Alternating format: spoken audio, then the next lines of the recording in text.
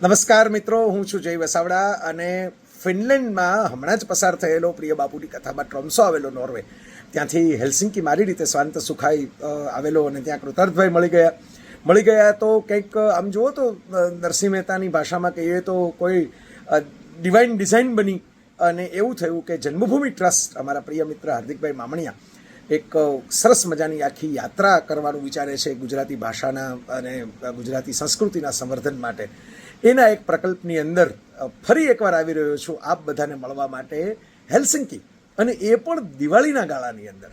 દિવાળીનું આપ બધાનું સ્નેહમિલન છે 3જી તારીખે, અને કૃતાર્થભાઈ સંકલન કરી રહ્યા છે અમારા બધા મુકેશભાઈ અને બીજા મિત્રો સાથે. તો હું આવી રહ્યો છું ફરી એકવાર હેલ્સિંકી.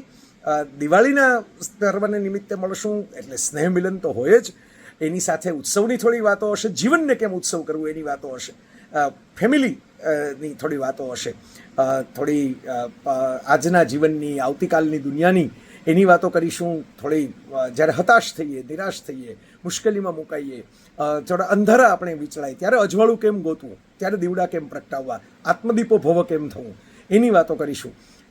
થોડીક આનંદની, મોજની, જલસાની, રસલહાણ કેમ લૂંટવી આ જીવન રસની, એની પણ વાતો કરીશું.